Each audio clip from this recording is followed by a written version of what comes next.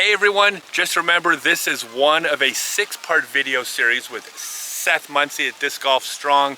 Check out the description to links to the other 5.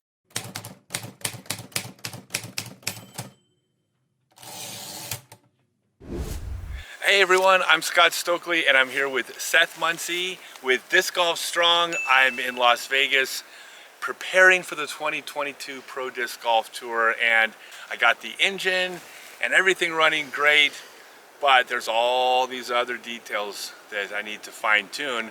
And today we're going to talk about something really important that I think most people do wrong. You don't like the word wrong. You're a very positive presentation type of coach. Areas of improvement. Okay, an area that players could do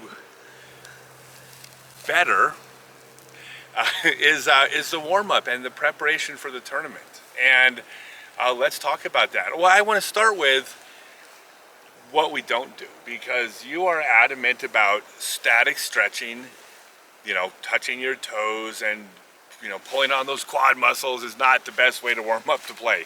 Why is that? Yeah. So, we all used to do that. I used to do that. I did that, in high school. You probably did too. And before that, and I did in the military. Like, we did a ton of static stretching. And, the research shows that static stretching really isn't the best way. And in one of our earlier videos about mobility, I dive deep into this topic. I'll touch on it here again, is that, static stretching, it's like, why are we static stretching? Well, muscles are dumb. The brain tells a muscle to tighten. So if we static stretch and we release that tension, like, we need that tension. The brain is saying, I need that muscle to be tight. So we need to find other ways to release that tension. Now, as far as static stretching before we play, it's something, again, we all used to do. You still see many people static stretch, and just because you see a lot of people doing it doesn't mean it's the correct way. There's a lot of things we do in this world that we just do them because we still do them. This is the way we were taught, not because, they're the most efficient way. Now, research has really shown that when you static stretch, especially before some sort of explosive or power movement, that for a temporary amount of time, it decreases the ability for those muscles to express like power. So you actually get a little less powerful, a little bit, but still, we don't want that, a little less powerful, and you potentially increase your risk of injury. So if I'm static stretching and I'm stretching and holding and holding and holding, I'm kind of telling that muscle like, hey, relax, chill out. And then I'm like, oh, now be powerful, be explosive. It's like, well, what, I thought you just told me to relax. You just took all the tension, or you tried to take tension out of that muscle where we want that tension. So instead of static stretching, we need to do the dynamic, which is we're just taking our bodies through a full range, our joints through a full range of motion, and we're not stretching and holding. So if you're doing that, I highly encourage you to move away from that and move more towards dynamic stretching, dynamic mobility, warm-up stuff. Yeah, and this is one of those areas where I always look to the experts. I never look to someone that knows less when there's someone that knows more contradicting them. It doesn't mean you're always right or that I'm always right with technique, but if you have to push your money, we're in Vegas, if you have to push your money in front of one of those two bets, you bet on the expert. And so my opinions about stretching and warming up for tournaments, I've dismissed because you know more about this than I do. So I am fully in your hands. How am I going to warm up for the 2022 season? Yeah, so we're going to go through the Disc Golf Strong pre-round warm-up. It's the first thing really I put out in 2016 when I started Disc Golf Strong, because I said, what is the one thing that we can start doing right now in our sport to make the biggest impact right away, right? Instead of like, oh, here's a 6-month program, here's this, that. Like, warming up matters. I tell my athletes on tour, like, warming up is so important. Like, professional sports teams that invest hundreds of thousands of dollars into strength conditioning programs and all the athletic training and all that, like, they have their athletes out there warming up. It's not because they just feel like, hey, we got so much money that we just should hire strength coaches, right, and we should hire athletic trainers, and we should just waste our athletes' time out there warming up. No, they do it because the science has shown and just the evidence has shown that it can help increase their athletes' performance and it can lower their injury risk. Now, can we stop injuries? No, that is actually impossible. If anyone tells you, a trainer says, we're going to prevent an injury, No, we're becoming more resilient against injuries, okay? But you can't stop them. They will happen at any level, or they can happen at any level, but we're trying to really lower your risk of injury and be more resilient. So starting a warm-up is something you can do right away. Right, as we're gonna hit on a few of the pre-round warm-up exercises that I use on tour with the athletes, okay? And then I'll share with you how to get all of the whole pre-round warm-up routine. But one thing I want to really encourage everyone is, when I started doing this in 2016 and going out there and me doing the pre-run warm-up, or I started working with Hokum in 2016 and with Madison Walker in 2016, right after I started, and they went out and started doing the warm-up and everyone else was walking by. I was like, nah, I don't know what they're doing, and my warm-up is to go over and just putt and just throw. Well, now you got Scott's warming up, Eagle's warming up, Ricky's warming up, Paige warming up. I've had players like Paige and Eagle and even Ricky that have said, hey, if I could only do one thing, warm up or throw, like Eagle has told me this a couple times, if I could only do warm up or throw, I will warm up, because it's that important. All right, so I get messages from people, oh man, I'd love to warm up, but I feel so silly out there because I'm the only one. Be the change, right? Set the example, because they're probably going to be doing it. Lots of people walked by Sarah Hokum warming up in 2016, and now the Athletic Performance Zone is full of people warming up, because it matters, okay? It's going to help you start feeling good right from hole one. Paige told me that at European Open a couple years back. She's like, oh my God, I feel ready to go like from hole one, where usually it's like hole 3 or 4 or 5 before I really start feeling like I'm warmed up and ready to throw. She goes, I feel warmed up and ready to throw on hole 1. So it works. Lots of people are doing it. Let's get into it. Now, by the way, real quick, are you referring to Paige Pierce, the best woman to ever play disc golf in the history of the human race? Okay, I got you. So, and you know who else warms up? Juliana Korver. She's been on Pro Tour. She warms up every single time.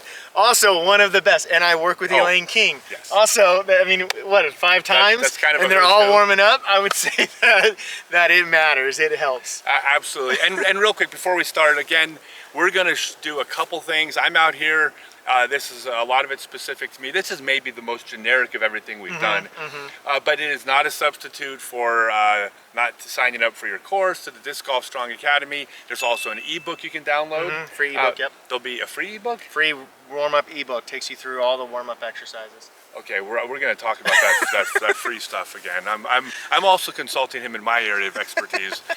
No, I think that's fantastic that you're offering that to everybody. That's actually very generous of you, because this is gold. But be sure to check out the links below. We're just showing you a bit of what we're doing and a very abridged version. All right, we're going to get into it, show a few of them. So first thing we're going to do is the halo. This is the most popular exercise, warm-up exercise that I see in disc golf now. Like, I will be at courses and I'll see way down on the other side someone doing a halo, because they've now seen it, and we put this out in 2016 is this halo. So we're going to go from a half kneeling. So Scott's going to get down the ground. Half kneeling is just half your body is kneeling. Okay, he's going to hold the disc and he's going to draw circles around his head. Bring a little closer to your face. It's almost like you're trying to paint your head with the disc. Okay, so he's doing a great job. He's nice and tall. He's not leaning over. He's not shifting side to side. And he's just going to do a couple. We go to about 5 to 10. We're only doing about 3 reps here for the to keep this video without being 2 hours long. So that's warming up the shoulders. Now, if you can't kneel down, or it's, say, the ground is just not good for kneeling, you can do it standing. I like kneeling because I'm all about checking a lot of boxes. This is a half kneeling position, so it challenges your stability and your balance a little bit. So we would do that 5 or more on one side, 5 or more the other direction, and then we would actually switch legs and we do the same thing, 5. So now that we're warming up those hips, like we're working on that hip stability on both sides. Yeah, I do want to point that out. I've noticed this on a lot of the exercises, where even though you're working a certain area, you're simultaneously working on balance, even though that's not the focus, but your brain has to learn how to not fall over. So yeah, so I love the fact that we're, like, well, you say checking checking More than those one boxes. box. Yeah, check the boxes, right? Beautiful. So, okay, so next thing we're going to do is we're going to do an upper back rotation. So part of Scott's assessment when we were looking at his upper back rotational mobility to work on that, this is one where you now warm up that upper back rotational mobility. So you're gonna get down. I like to put my hands on my knees, so you can do that there. Okay, and then he's just gonna put his right hand inside his thigh, okay, right hand or back of his wrist here, and reach across with his left hand. Reach for me. Big inhale into the nose and the belly, and then exhale, rotate up into the sky, and he's gonna drive into this knee. That creates a nice strong position, stable point that he can resist, that he can rotate off. Come back down.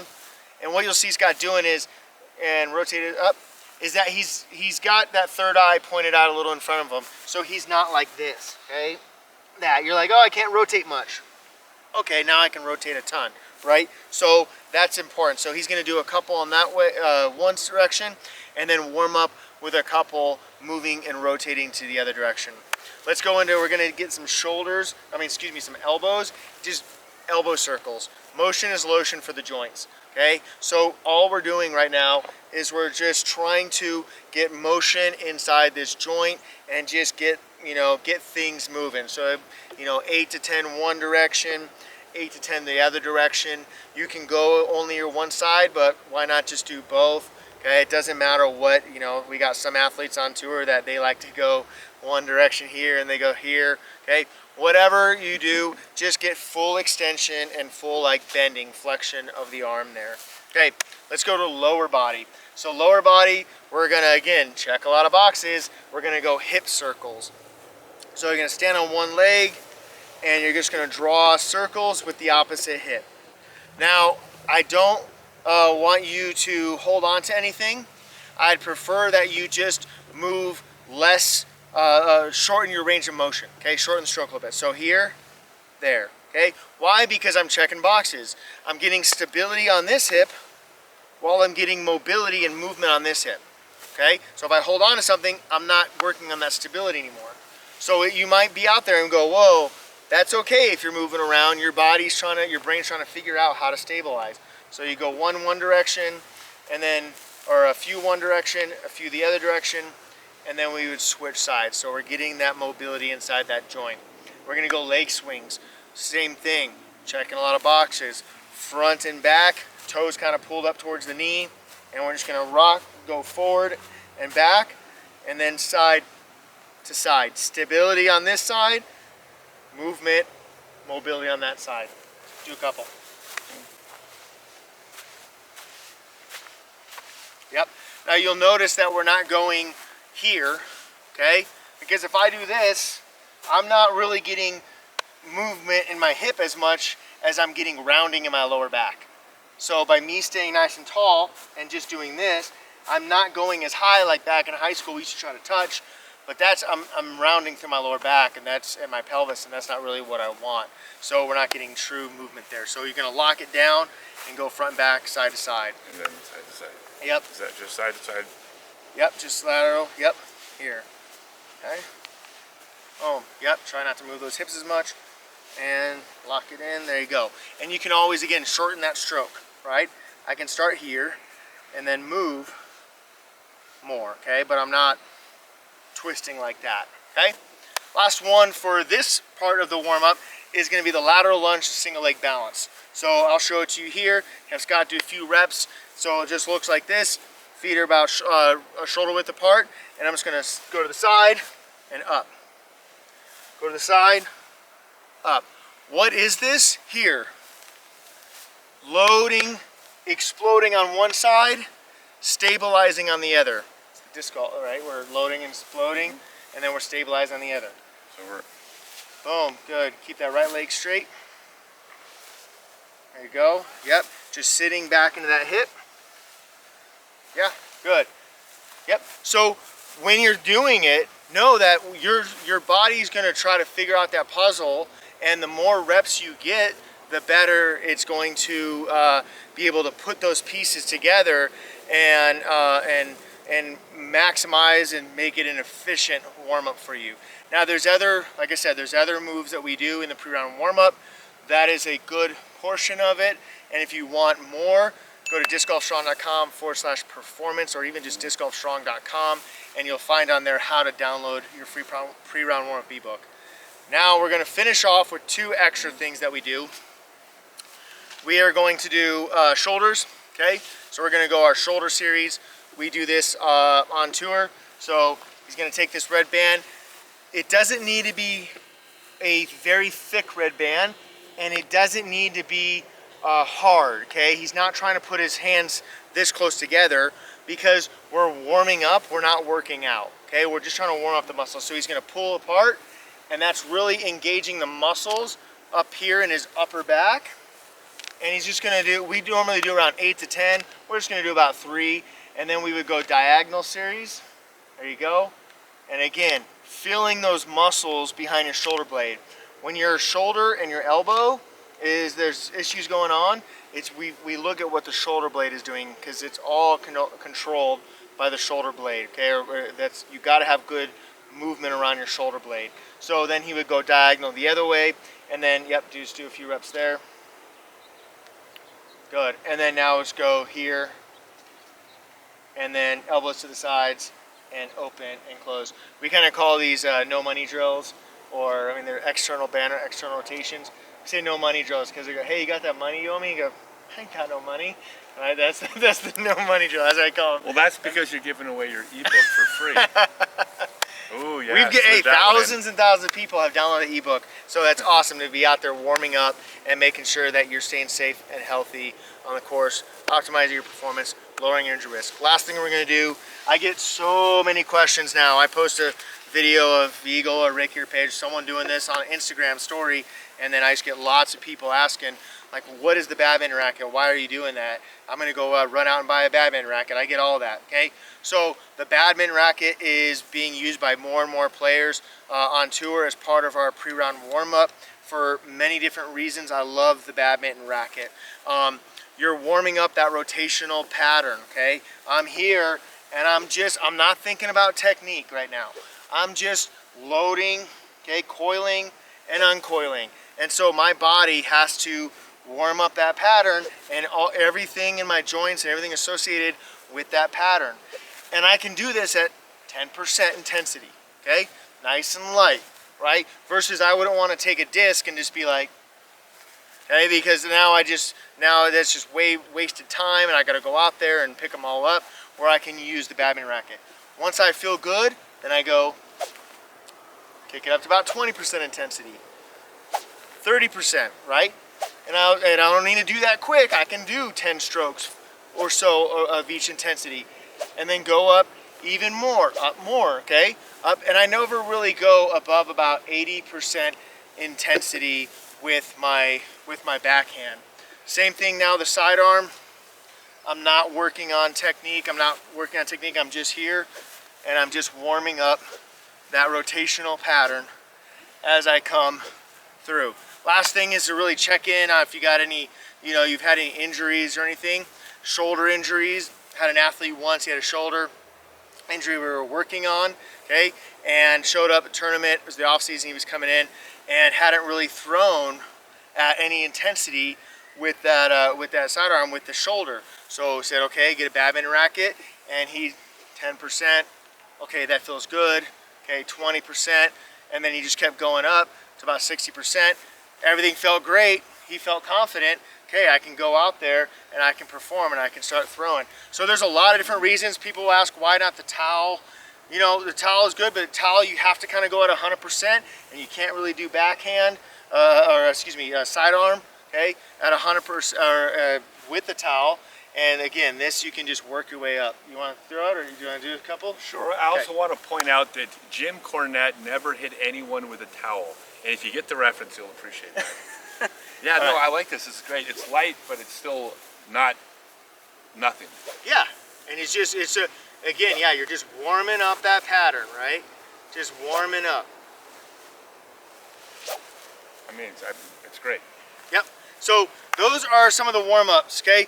Last thing I'm going to hit on the preparation, and we really dive into this a lot more in our Disc Golf Strong Performance Academy, is the other side of preparation, which is, you know, routines, in season nutrition, like meal planning, okay, in season tournament preparation guide, right? So having a sheet, like we have a sheet for our Performance Academy members where it's like, okay, I've got this tournament, this is the tournament, these are my areas of improvement, these are my areas of strength, this is what I'm gonna be working on, okay, this is what, like, it's preparing for that tournament, right? The Patriots don't just go out and practice football a week if they're playing the Cowboys on Sunday.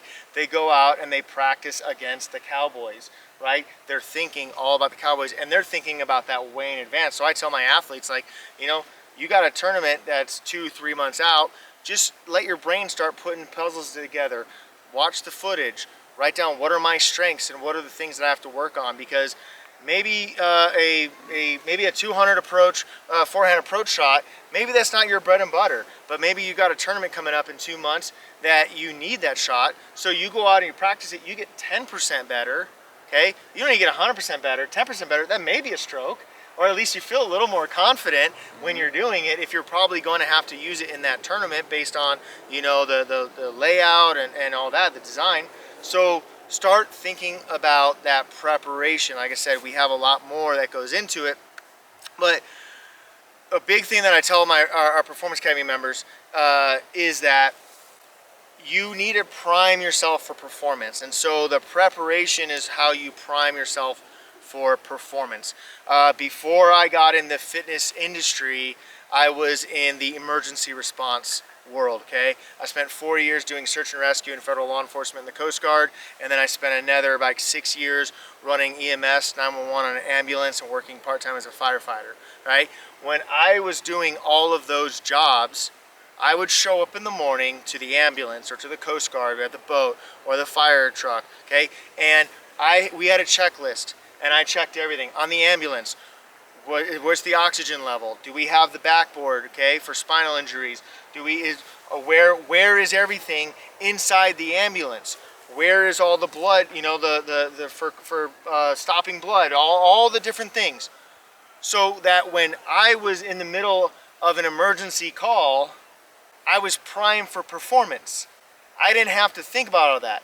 If we were trying to stop blood or do something, I could just reach up, boom, I knew it was there. And even though if I worked a 48-hour shift and the second day I was like, I just checked all that yesterday, I check it again. So the more that you can prepare, think about what your nutrition is, have the snacks ready so that, and have your meals kind of thought about in your head so that you're not waking up on Sunday and you're like, well, my tournament round is going to be horrible because the meal I ate last night totally didn't agree with me. I tried to eat something that I've never really eaten before, or I ate a huge breakfast burrito on the way to the course, and I never eat breakfast burritos, and now I feel horrible, and now I can say my tournament pretty much started going south, right, downhill, because of a nutritional choice that I had, or because I forgot my towels and I didn't have that checklist. So the more that you can prepare like that, the better. At the top levels of any sports, they're talking about routines. They're talking about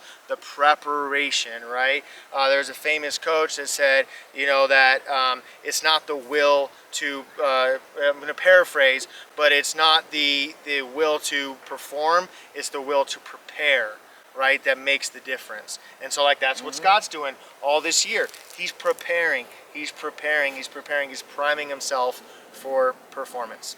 Yeah, no, that's actually true. It was back in August that I was dropping out of tournaments because that was a necessary step looking forward 6 months to next year, because it was about the preparation. The idea that I'm just going to show up and perform well against the best athletes in the world is insane. So I could not agree with you more on any of this. Oh man, this is just, oh, this is so great. Now you promise you're not going to tell Eagle and Ricky any of the stuff you're telling me? I know. Okay, cool. All right, you can tell. I mean, you can tell Paige and Sarah and Madison. They're not in my division, but just don't tell any of the Okay. MPO. All right. Okay, good. I'll have to untell them. This will be one of these conspiracy theories where it's like, I hire you, I get you under contract, and then I like throw away the patent to Disc Golf Strong and ha ha. You know that Michael Jordan's trainer only trained Michael Jordan. Only trained Michael Jordan. Obviously, he trains other people now, but he said that Michael Jordan told him, "I'm not paying you just to train me. I'm paying you to not train anybody else." So that actually did happen. And Michael Jordan, well, I mean, it's Michael Jordan. He wasn't very good at disc golf. So, No. so what do I care? All right, thanks you guys. Be sure to click like and subscribe and do all those things. Check out Seth Muncie at Disc Golf Strong. And we're gonna come back tomorrow for the final video, which is recovery. I encourage everybody not to skip that part. I can tell you right now, with the most diligent training I have ever done in my entire life, every third day for a number of months to next year and next season, I'm not touching a disc, a weight, a stretch, or anything. I've learned that the recovery is extremely underrated, and this is the expert. And so don't cop out and not watch. Thanks, Seth. All right, thank you. Keep training disc golf strong. Keep playing disc golf strong.